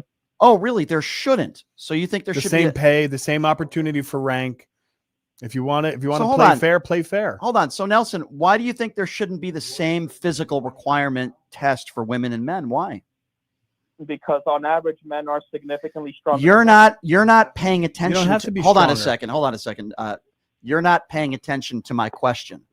I'm not arguing that as a whole, on average, men are stronger than women. Clearly, that would be true. You're not listening to me. What I said was the same physical test. Either you pass it or you don't. Right. There are some women that are stronger than men. So if you find women that are willing to serve this country and risk their life that can pass that physical test, why would you not want them serving? Answer me that question, please. Yeah, I suppose. But You suppose. It's not a who's stronger test. So why That's don't not you? the test. So why? Hey, But that's Nelson. No, Hey, Nelson, you're getting cooked. I just Nelson. Nelson. Well done. He's well done. Nelson, right now you're getting cooked. Okay. I just asked you a very basic question, which you answered incorrectly, clearly. And then when I tried to give you some logic, then all of a sudden you changed your answer because you're an imbecile. Okay, let's move on to something. It's not a who's stronger test, Brian. Yeah. It's not who's stronger. There's a standard and it's a test and you have to pass it. It has Correct. nothing to do with who's stronger. That's not the test. So Nelson, you failed that first question. Now let's go to another topic, okay? Rachel Wilson believes that women should not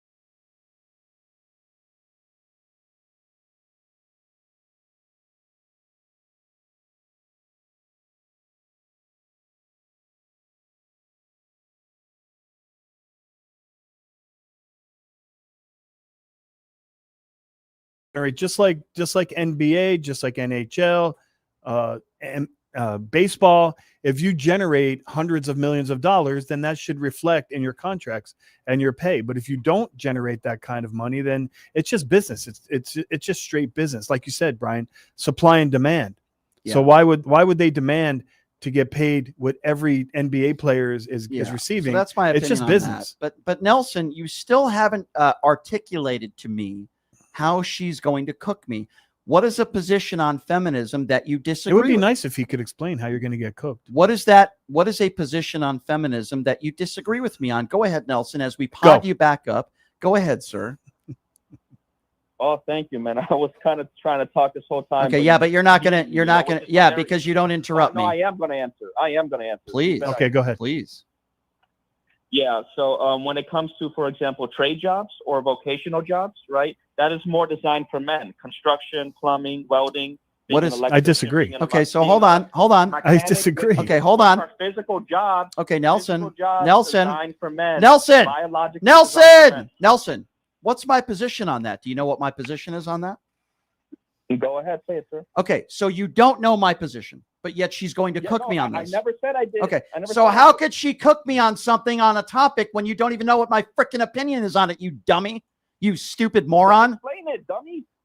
Okay, let's rewind for a moment, and then I will explain it, okay? Let's start over. Nelson, when you say somebody is going to cook somebody on a specific topic, shouldn't you probably know? Yeah, back it up. Shouldn't you? No, it's not even that. I just did back it No, up. no. Hold on. Forget about what Leonard said for 1 second. How can you know that somebody's going to cook me on something when you don't even know my position? Does that make any sense, Nelson? Well, you disagree with her on feminism on pretty much just about everything, right? That's not true. First of all, does he know what feminism is? I just want to ask you, Nelson. Do you know? Can you define feminism? Do you even know what it is? Yeah, equality for women. Okay, that's very overly simplified, but that has. Yeah, it's overly simplified, but you know what I mean. Yeah. Okay, so I do Nelson, know what you mean. my opinion, and by the way, you just proved to be a moron because you're going to say somebody's going to get cooked on a certain topic. Bro, and you you didn't even hold answer on. my question, I'm bro. going to if you will shut up and let me answer. I'm just making a point before I answer, which you're not smart enough to understand. When you say and by the way, this is the typical Andrew Wilson fans out there. They're all idiots, okay? And you're one of them. When you say somebody's quote unquote going to get cooked on a specific topic and you don't even know the person's opinion on that topic, that makes you a moron. Now that we have established that, Leonard, would you agree with me on that? I think that he just is trying to provoke you and has no idea. I don't think he understands feminism at all. No, he doesn't. Because it sounds like he supports feminism, but at the same time, he says men are stronger. Yeah. And you know what? Let's use pipe fitters. If you're a pipe fitter, you have to bend pipes, but you know who bends the pipe? The machine. Yeah. Not the woman or the man. The Correct. machine bends the pipe. All right. So I agree. So let's go back to Nelson's question, which he doesn't know my position on, which is absolutely similar to my position on the military. As a whole, yes, men are stronger than women on average. But since there are exceptions to that, and there are probably plenty of women out there that are stronger than me and probably stronger than you as well, I apply the same standard, which is if you can pass the necessary test for a physical job, the same test that a man has to pass for that job, and you can pass that same standard, then it is not your place to say all women can't be in that job. For example, hold on, not done yet. I'm going to give you an example because you're not smart enough to understand. So I'm going to give you an actual example. A construction worker, right? If there's a construction job in the paper and a woman wants to apply for that job, so long as she can pass the necessary physical requirements, a test that same man could pass, then who the hell are you to say she can't have that job? So Nelson, as we pod you back up, do you disagree with that? Am I able to speak now? Do you disagree with that? So first of all, I never said not all. Okay, stop misinterpreting what I'm saying. I never said not all. I don't care. I don't care. And those women are we're not talking about your opinion right now. You said I was going to get opinion. You said I was going to get cooked. Now you just brought up other jobs. I do believe you are Okay. yes. So where am I wrong on that opinion? Go ahead. How am I going to get cooked on that opinion when I say if you can pass the necessary requirements that a man would have to pass to be a construction worker, why would that be wrong? Why is that opinion wrong? Go ahead. Cook me. Go ahead, Nelson. Well, Cook me. I guess that's not a bad thing, but I guess that's not a bad thing. So if Rachel Wilson says, okay, again, I just gave you my standard on the job and you're getting outside the box. How is Rachel Wilson going to cook me when I say, as long as you can pass the necessary physical requirements that a man could pass, you should be allowed to have that job too? Please tell me how Rachel or anybody would cook me. Go ahead. Go ahead, sir. Holy moly, bro. I just explained it. Answer. Holy crap. Am I wrong? just explained So it. I'm not wrong. You agree with me. So how? No, I literally just explained it. Yeah. So you're not. He wants her to cook. He wants you to get cooked. You but talked it's not about the gonna happen. biologicals. No, you're all definitely you gonna keep. get cooked. Pot him down again. Okay. The person that's getting cooked right now is you, because you're so stupid. You call into the show and you say, "I'm going to get cooked in a debate." By the way, your opinion means about as much to me as my last bathroom visit, because every time these fools do a debate, all they do is I'm victorious. I cooked, blah, blah, blah, blah, blah. And then sicko fans like you who have an IQ of about 20, you cooked him. You did this when you can't even articulate why or how. What I have given you. What he should have said was, I hope you get cooked, or I think you're going to get cooked. That would be different. Right. Because that's his opinion. What you have done is I've given you my basic opinions on women in the workplace. You've agreed with me. Because as you would agree, there are exceptions to the rule, and there are women out there that are more than capable of doing jobs that men do. That's my take, and that's my opinion. I've never said, and I never will say, that every single woman could be a construction worker, or every single woman could be a cop. And when, by the way, Brian, women are smart enough to know if they can swing a hammer. Absolutely. They're smart enough to know if they can cut some wood. They're smart enough to know if they can unload trucks or whatever he's talking about. So what he's saying is making no. What he should have said is I don't like you, Brian, and I hope she cooks you. That's what he was trying to say. That's his opinion, which I really don't care about. He can have his own opinion. But Nelson, you still haven't given me one example of how I'm going to be cooked. Can you please be specific on one of my opinions or takes that you think is wrong? Give me an opinion that I've given in the feminism category that you think is blatantly wrong that she's going to cook me on. Go ahead, sir. I'll give you one more chance. Yeah. So can I speak now? If you say that one more time, if you say that one more time, I'm going to hang up on you. So I'm going to ask you the question again. Give me a specific example of one of my takes on feminism that you disagree with and you think she's going to quote unquote cook me on. Yes, you can talk now. Go ahead, sir. All right. Thank you. I appreciate it. So obviously, like I said, there's going to be exceptions to the rule. I don't deny that some women can do those jobs. I'm going to ask you. I'm going to ask you again because you're not answering my question. And Leonard, I'm sorry. I'm trying to be patient with this buffoon. This is going to be the last time I ask you. Give me a specific example of something I've said about feminism in that category that you disagree with and you think Rachel Wilson is going to quote unquote cook me. I'm giving you one more chance to be specific. Go ahead, sir. Yeah, like I just said on vocational jobs, trade jobs. I just said that. I just gave You're going to get cooked on vocational jobs? Come on, Nelson. Did you think it through before you called? Did you get a thought in your head and say, this is the point I'm going to try to make? Nelson, you're an absolute clown. Nelson, you're an absolute clown, and that's why you're an Andrew Wilson fan. Yeah, we got plenty of people waiting to talk. You're all a bunch of clowns. Thanks for calling in and proving it that you got cooked. I overcooked you. In fact, if you were served in a restaurant, they would send the food back for being overcooked. Okay, you were well done today. Thank you. You want me to do the super chat real quick? Yeah, go ahead. Go ahead. So Lori Villalobos, one of our regulars, says, I work with women who weld, and I know a lot of women who are longshoremen. Women could do the same work as men, and I agree.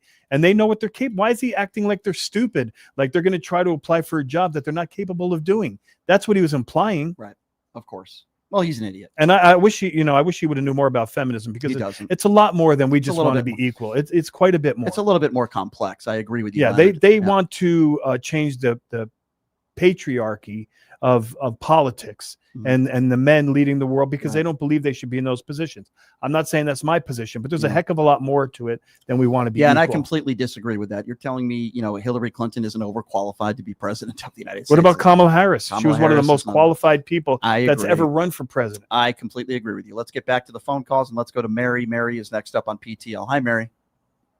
Hey, I was just thinking, like, any president who goes to war without congressional approval has got to pay for the war out of their own pocket. Yeah, I like that. They should make a rule like that. So this clown who decides I'm going to war, it's on his dime. He's made plenty of money. He's got billions already. He should pay for it. I got something. I like your idea. I like Mary. I How like about your sending idea. his family? But How about that? They should make a rule like that. I was just going to say, bring Barron out there. Bring Don Jr. and Eric, the Uday and Kusei. Could send their own family too, but he should have to pay for it. And I don't disagree. That might make him, sort of think twice. He'd have to sell. You'd have to sell a lot more crypto. All the crypto he sold, that would pay for maybe one day of the war. Well, crypto's not real anyway, so we'll see how that works out. That's true. There's like a penalty for it, But regarding Markwayne Mushhead, the dude is I like that brain name. injured. He's got Markwayne Mushroom? TBI from he's got an MMA history. He's done a lot of fighting. He totally acts frontal. The guy has no emotional control over his behaviors. It was embarrassing. You watch him and you watch his speech. Yeah. His language control, his behavioral control is way out there. And Seems like he's always angry. brain injured. He's always angry. He's always got a scowling, angry look on his face. How are you supposed to be diplomatic if you're an ass to everyone? That's a good point. Well, that's the problem with him. He's brain injured, and he's an MMA fighter. He's won championships. He's done that all his life. And for somebody who has that sort of history, and that brain trauma, you can't put him in a position of leadership. You know, I spent a lot of years fighting, and I got to disagree with you a little bit, Mary. I spent a lot of years training and fighting, and you know, I still have common sense. I still have control over my temper. You know, there's no reason to stand up in the middle of the Senate hearing and challenge someone to a fight. That's ridiculous, juvenile. But he may have something more than that. You may be fighting, but are you a cage fighter, MMA cage fighter? No, I didn't. No, I didn't do not to that. Not to that full contact but type of I level. agree. No. But I agree with what she is saying. I agree with what you're saying. I taught MMA and Yeah. I trained, but no, not fighting like that. I agree with what you're saying. He's got a lot of frontal lobe issues. Let's just put, that's a nice way of putting it. Let's go to Michael. Michael's next on PTO. Hello, Michael. Yes, I have a question. This is probably off the topic you're talking about, but my question is simple. What is America going to do with a portion of its citizens that don't want to live with the rest of us? I'm not aware of anybody that's like that. You're talking about people that move out of the country? Because last year, in the first time in history, in American history, last year, more people left the country He's than talking came about in. MAGA. He's talking about Oh. MAGA, he said. No, we have to live with each other. I disagree with you, Michael. We have to. We have to find a way to find some common ground. And well, let me finish. Let me finish, because I'm on the left. I'm considered a Democrat, and I'm not giving up. And I'm hopeful that we can find a way to get along. Brian has talked many, many MAGAs into seeing the truth and seeing a better way. And they've even come on the air and said, you know what? I agree with you. And that's what I'm hopeful. I'm Having sorry, a what'd you country say? that hates everyone, no. What did you say, sir? I'm sorry. What are you going to do? What are you going to do about the ones that you can't talk to, don't want to listen to you, and don't care what you have? Well, they have a right to be here just like we do. They have the same right to be mean- here and have their opinion that we do. What do you mean? What are we going to Yeah, do with I them? mean- I mean, we're going to listen- try to find a way to live together, and we're going to try to make the best of it. Can't. That's not true. I don't believe that. I don't believe it. I am a Christian. you have I'm a Catholic, and I believe that we can find common ground eventually. It Okay, might hold take on. years. Both you guys can't be talking at the same time. One person at a time. Whoever wants to talk, go ahead. Go ahead, Michael. My question is simple. I understand everything you say. I don't disagree. I believe that's what we have to do. But there's a point you're missing. You're missing that there's a fraction of people that want to burn this thing down. They don't want to do none of these things you're talking about. What are you going to do with them? Okay, so can I just respond real quickly to what he's saying? Go ahead, Leonard. You first. What we're and then going to do is what happened in the civil rights movement. That's what we're going to do. Things like that. We're going to say that there's one faction that absolutely hates a certain race, a certain religion, a certain belief. And then what we're going to do is, through leaders, we're going to work our way through it. We're going to have an open dialogue. We're going to have no Kings rallies and un-F America tours. And we're going to have debates like Brian does multiple times a week. And we're going to try to live through this as Americans. That's what we're going to do. We're not going to give up and say we all hate each other and what can you do about it? No, we're not going to do that. All right. I'm So not. here's my response, because I haven't said one word in this phone call. Here's my response. Okay.